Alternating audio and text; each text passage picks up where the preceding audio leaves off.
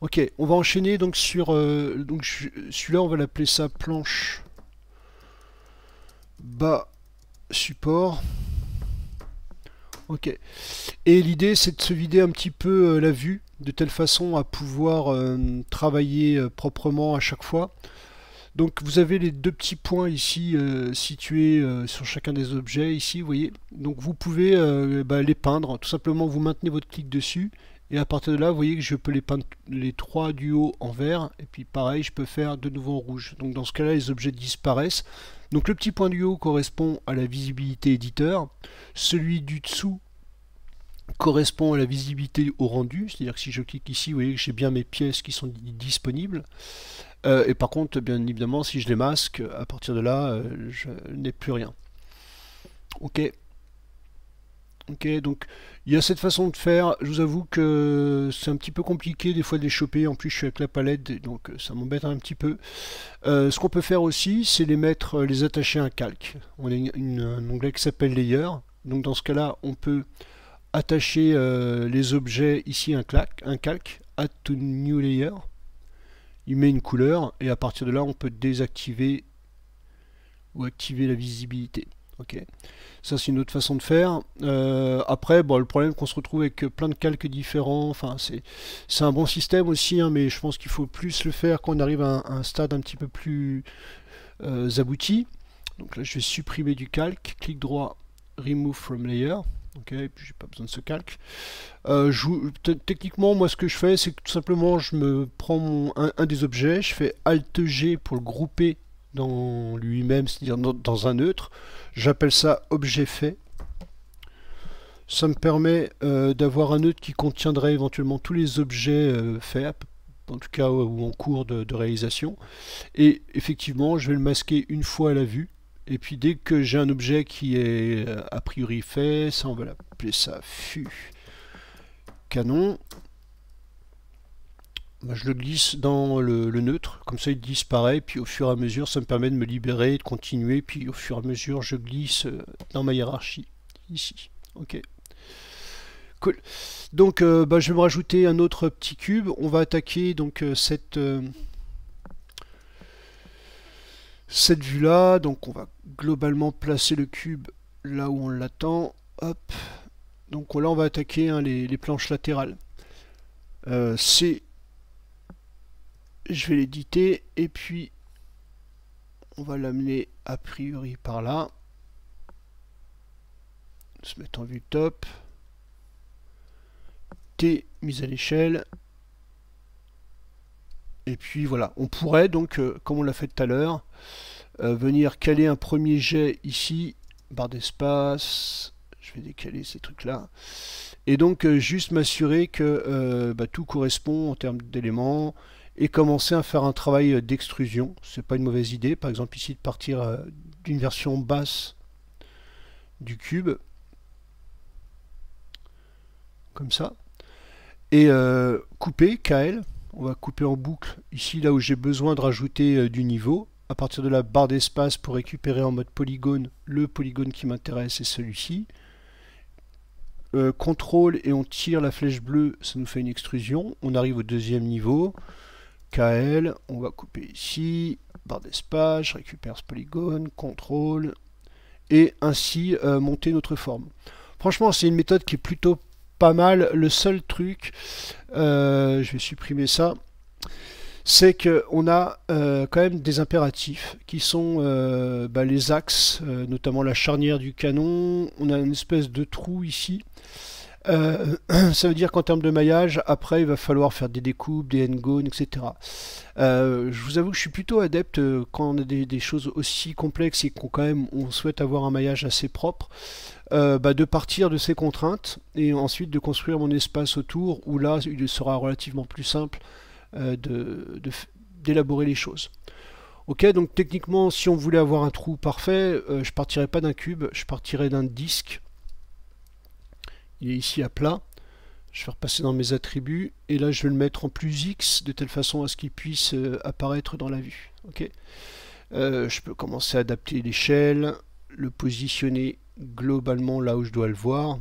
Ici, je vais passer en display line. Ok. Voilà. Je vais me faire un premier passage ici. Vous voyez qu'on a une valeur intérieure. Bah, je peux l'élargir un tout petit peu par rapport à mes besoins. Allez, 5.5. Ok, et puis extérieur. Voilà. L'idée, c'est d'être quand même sur des modèles assez low poly, de telle façon à avoir moins de points à travailler. Comme ça, de gagner du temps, et puis il sera toujours temps de subdiviser derrière si on a besoin de rajouter du détail. Okay, donc là, à partir de là, je pense que je vais passer à 8, ça suffira largement. On a également besoin d'un autre rond ici, donc contrôle. Je peux dupliquer cet objet-là dans ma vue, venir le positionner en lieu et place ici, et donc là, adapter la largeur à mes besoins. Ok.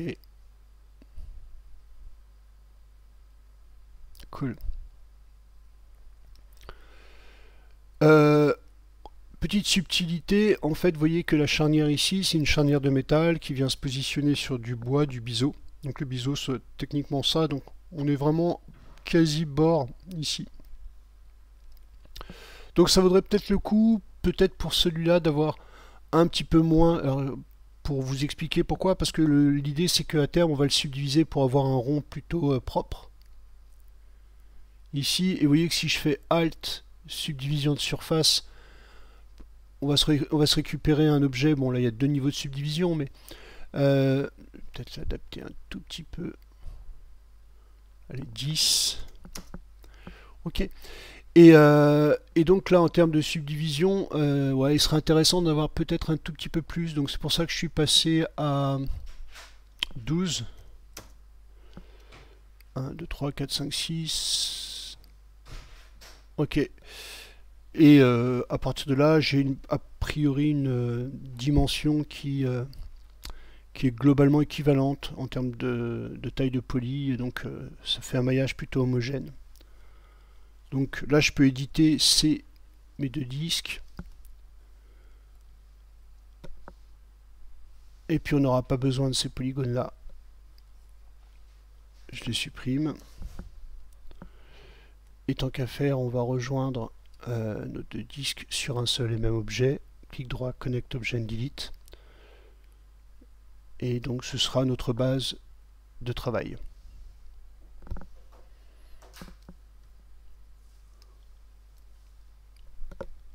Alors cette technique elle est cool parce que en fait on va pouvoir tout simplement extruder des arêtes et d'avoir un maillage qui soit relativement peu dense et avec les trous qui tombent exactement là où on les attend. Donc je vais passer en mode arête, récupérer les arêtes qui m'intéressent. Par exemple celle-là. CTRL. Vous voyez que dans ce cas-là on fait une copie des arêtes. Je peux les écraser, T, mise à l'échelle, et appuyer sur Shift. Quand j'arrive à 0, elles sont droites. Ok. CTRL, je vais essayer de me caler à peu près par rapport aux autres lignes ici. Je peux faire ici pareil, CTRL, dupliquer, T, mise à l'échelle, hop, les mettre droites, et venir caler ça sur le côté.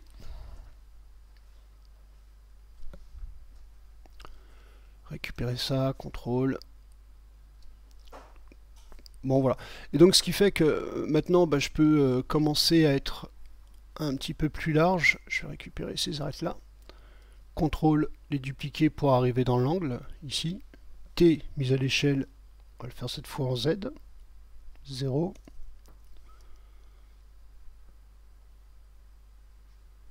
Ici, contrôle. Vous voyez que là on va arriver à proximité de l'autre, donc plutôt cool.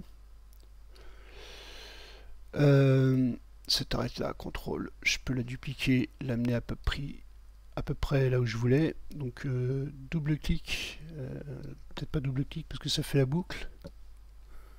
Je vais récupérer ça et la monter au niveau qui m'intéresse ici.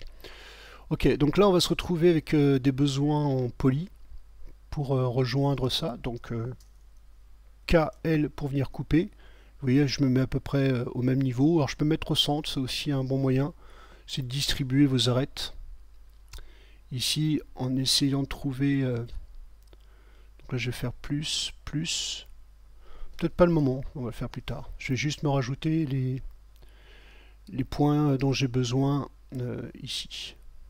Donc voilà, j'essaie d'avoir une longueur à peu près similaire ici. Alors là, je vais utiliser un autre outil qu'on n'a pas vu en ce moment là, qui s'appelle le Polygon Pen. C'est très pratique, puisque à partir de là, on peut bouger des points, mais aussi on peut les magnétiser, donc ça c'est cool. On peut dupliquer un point en appuyant sur CTRL, et dans ce cas-là, vous voyez, on peut tirer des points. Mais du coup, on peut le faire également pour des arêtes. CTRL, et si je l'approche de là, vous voyez qu'elle va se souder. Hop, elle vient se souder proprement ici. Ce qui me permet d'avoir une continuité de forme. Ok, donc là, pareil, je vais essayer de conserver un petit peu tout ça.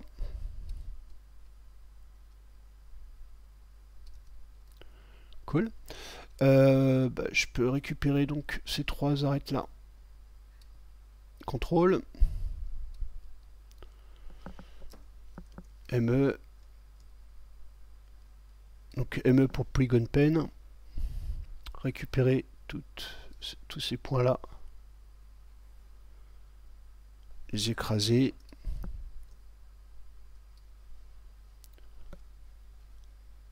Ok, bon, je vais repasser un peu en arête. Ici, je vais pas le faire pour le moment. CTRL, allez, je le fais pour aller un peu plus vite. Ici, ici, puis là, on va aller carrément en bas. Ce point-là, on va le décaler un tout petit peu. Il n'a pas l'air d'être tout à fait dans l'axe. Je récupère cette arête-là et cette arête-là. CTRL, je viendrai souder ces deux-là. Je compte par rapport à ça, CTRL, CTRL, là j'en ai une autre un petit peu plus bas, et puis là on arrive vers le bas. ME pour passer en Polygon Pen, ça je peux rejoindre ici, raccrocher mon point là. Ça je peux rejoindre ici, je peux rejoindre là, je peux rejoindre là, je peux rejoindre là. Ici, bon ça c'est pas super joli, mais bon, on va adapter. Ok. Ah oui, CTRL-clic vous permet de supprimer une arête, un polygone ou ce que vous voulez. Ouais, je suis pas super fan de ça. Je vais faire une étape supplémentaire. Ici, donc KL coupé ici et là. Ce qui va me permettre ME de venir décaler ces deux-là.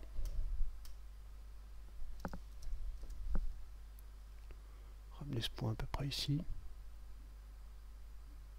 J'ai besoin de deux coupes. KL. Ouais. Du coup, je vais faire KK.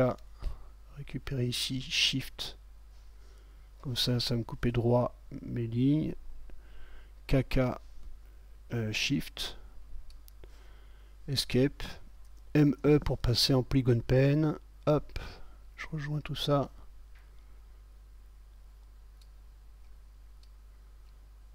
Cool. Pour le reste, ça va être relativement de la simple extrusion. CTRL, je tire, j'arrive à peu près au bord. Peut-être ce point-là, je peux le redresser un tout petit peu par là. Je repasse en arête, je récupère ces arêtes-là, CTRL. Je pense que je peux me prendre cette arête-là, monter un petit peu. Écoutez, ces deux-là, CTRL.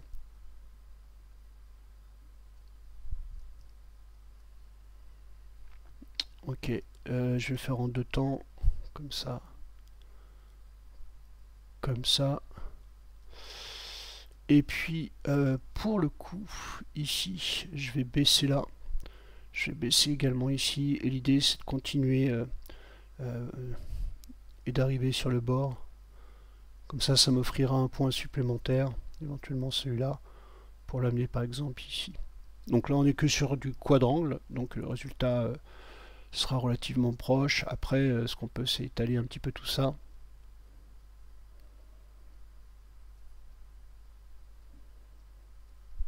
voilà, histoire d'avoir un maillage qui soit pas trop moche. Ok, donc cette technique en fait elle est, alors bien sûr on n'a aucune épaisseur, donc il va falloir en donner, mais l'intérêt c'est que vous avez une totale maîtrise. Donc là je fais qu'écraser un peu mes points de telle façon à ce qu'ils soient bien tous alignés. Comme ça j'aurai pas de déformation, éventuellement de texture, de stretch.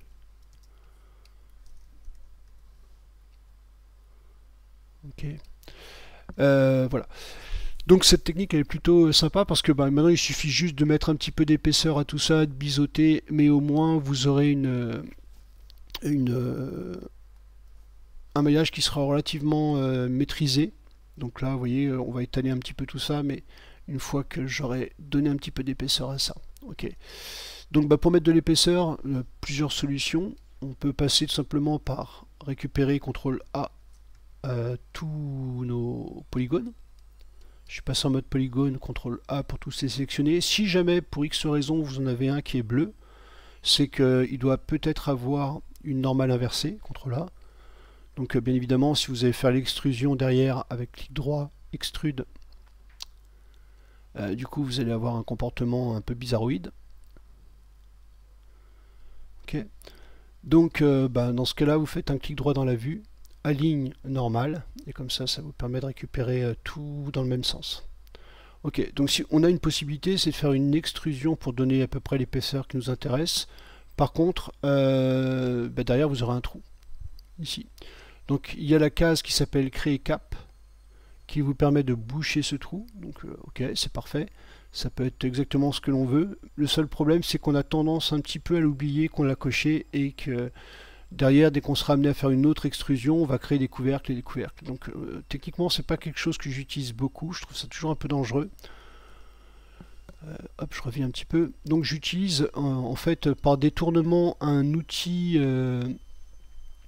qui est normalement fait pour les tissus, qui s'appelle le Close Tool, Surface Close Tool je crois.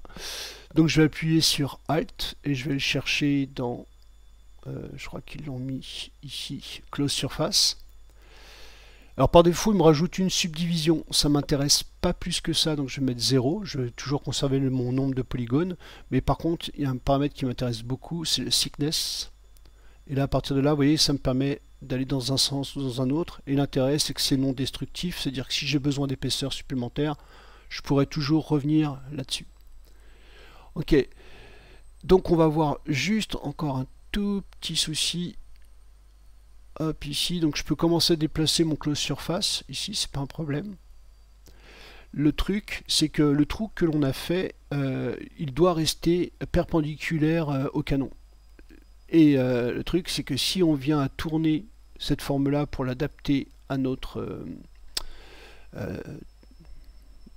angle qui est ici, du coup notre trou ne sera plus perpendiculaire au canon. Alors que c'est censé être la rotule, donc clairement il y a un petit souci ici.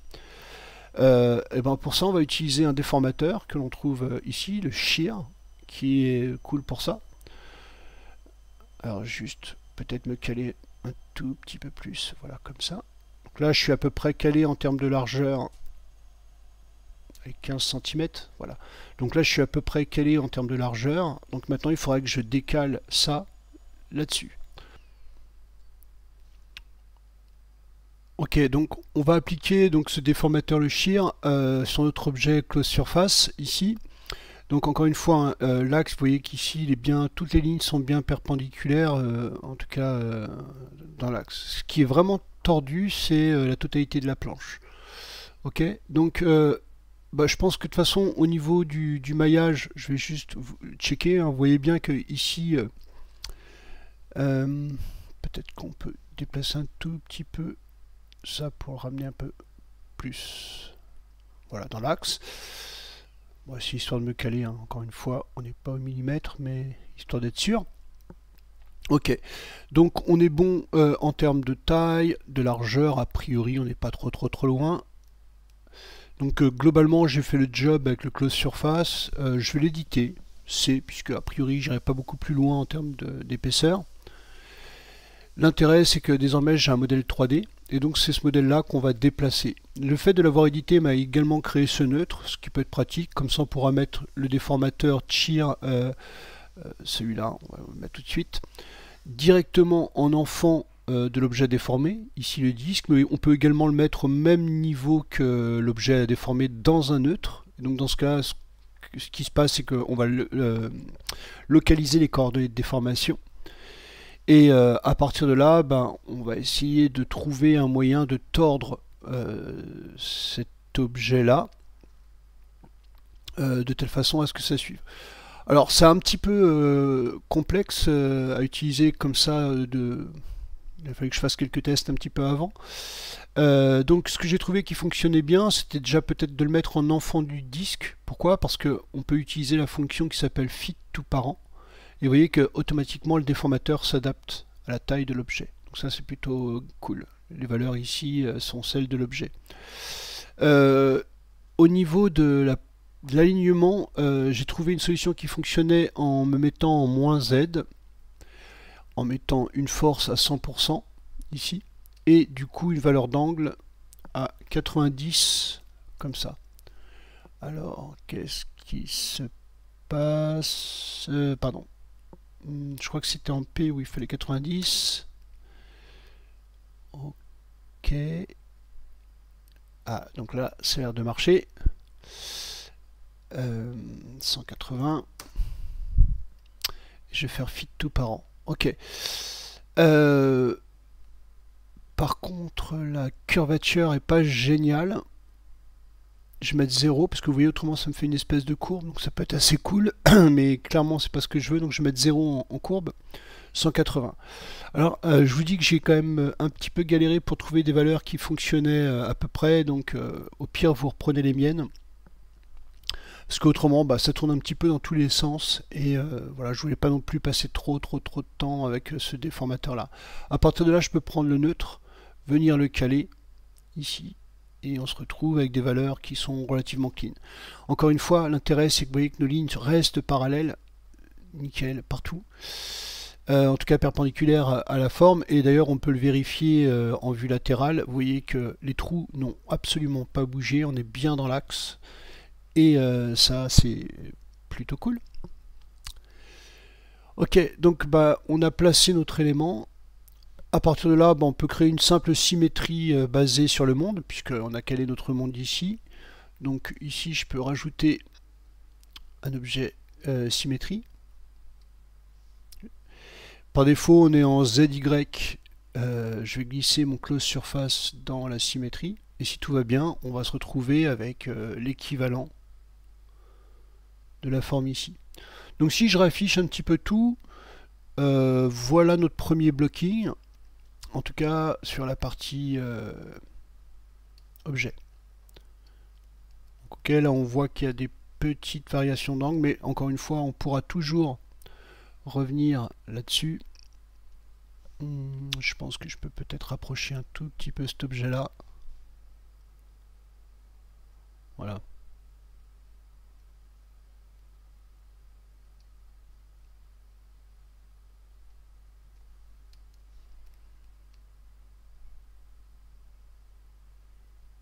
Très bien. Et puis pareil, sur la planche support ici, on pourra toujours récupérer ces polygones là, T mis à l'échelle. Je vais réduire un tout petit peu, on est en symétrie, hein, donc a priori ça devrait globalement fonctionner.